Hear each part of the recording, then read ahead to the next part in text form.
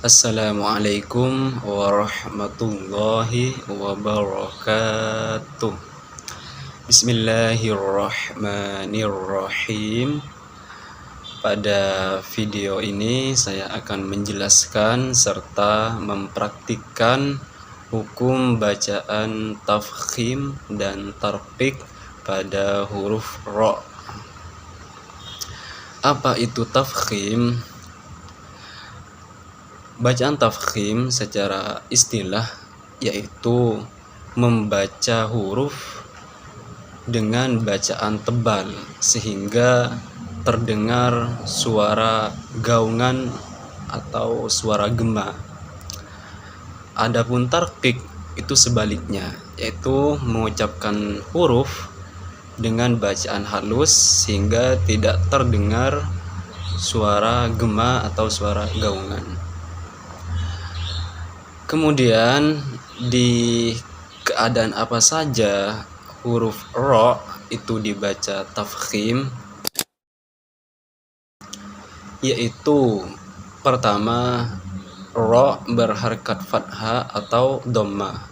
Ketika ra itu berharkat fathah atau dhammah, maka hukum bacaannya yaitu tafkhim, dibaca tebal.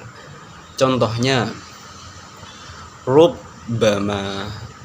Contohnya yang ra berharkat dhammah. Rubbama. Kafaru.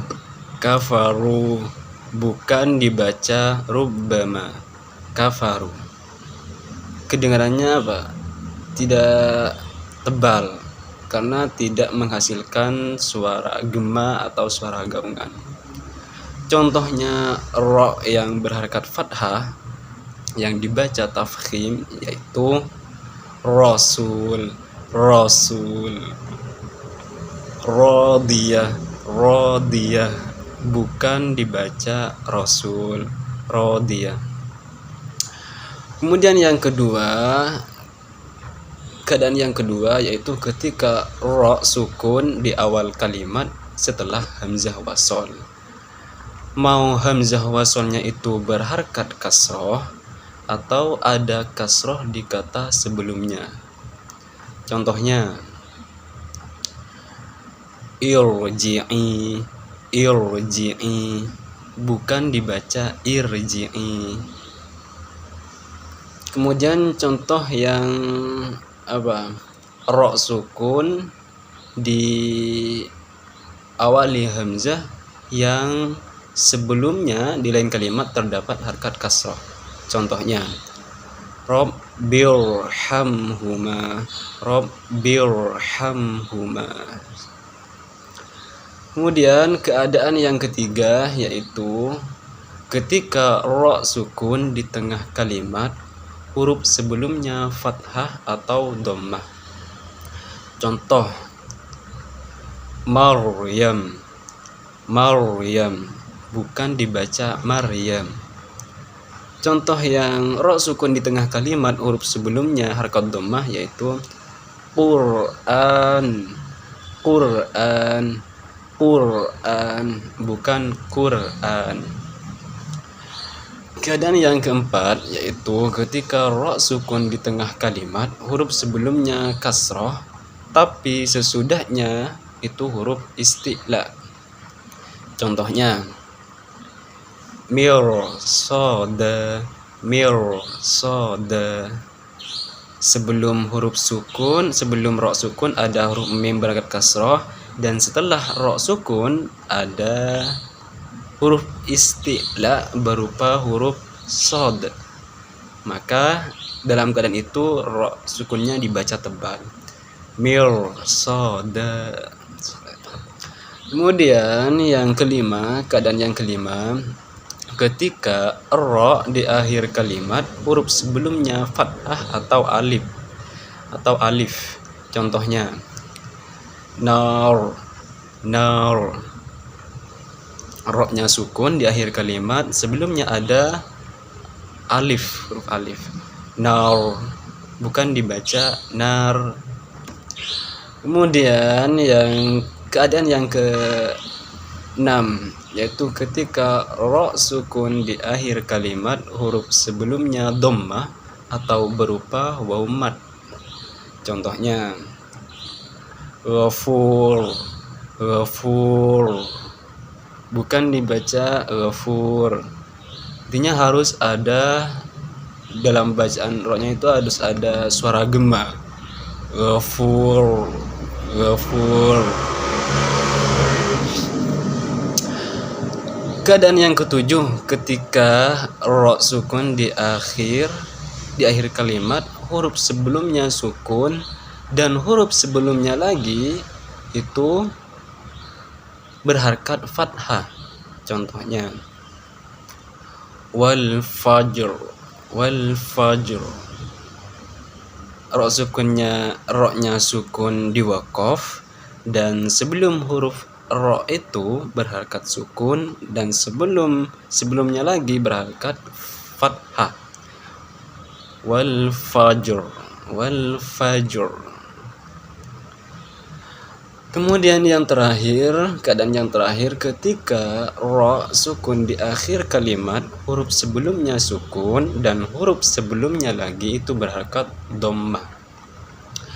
Contohnya lafi khusr, lafi khusr. Intinya ro itu dibaca tebal ketika didukung dengan harkat fathah atau dhammah di sekitarnya atau ada huruf isti'la setelahnya. Kemudian beralih pada hukum bacaan tarqiq pada ro, hukum bacaan tipis pada huruf ro. Di keadaan apa saja huruf ro itu dibaca tipis? Pertama, ketika ro berharkat kasroh. Contohnya rijalah, rijalah. Ro-nya berharkat kasroh, bukan dibaca tebal. Ri, harus dibaca tipis, rijalah. Kemudian keadaan yang nomor 2 yaitu ketika ro sukun di tengah kalimat dan huruf sebelumnya itu berharkat kasroh dan huruf sesudahnya bukan huruf isti'la. Huruf isti'la itu ada 6: kha, shad, dot, ain, to, qaf, lo.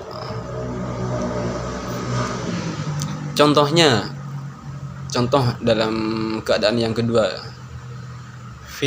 Fir'aun, Miryah, Fir'aun, Miryah. Ro-nya sukun dan huruf sebelumnya berharkat kasroh dan huruf sesudahnya bukan huruf isti'la. Saya ulangi lagi contohnya, Fir'aun, Miryah, Miryah. Bukan dibaca Miryah, bukan. Kemudian keadaan yang ketiga, ketika ro sukun di akhir kalimat huruf sebelumnya berupa huruf yang berharkat kasroh. Contohnya mustamir, mustamir, mustamir. Ro-nya sukun dan huruf sebelumnya berharkat kasroh, bukan dibaca mustamir, mustamir. Harus dibaca tipis, mustamir.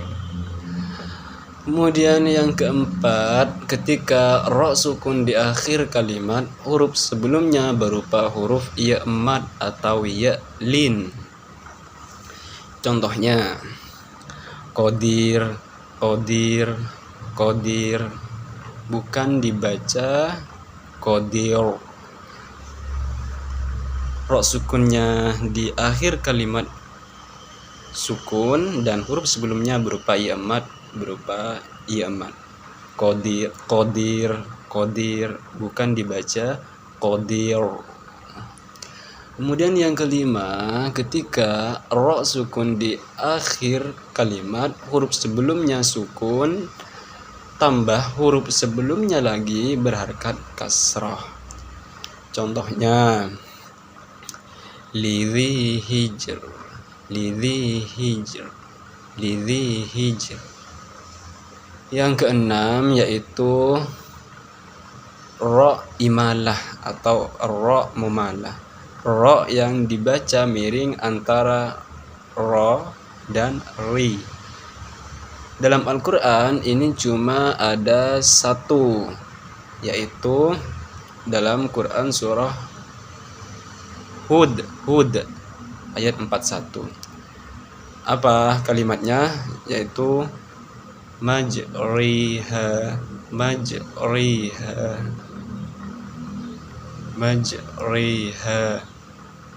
Dikira-kira sendiri ya bacaannya, intinya tidak tebal.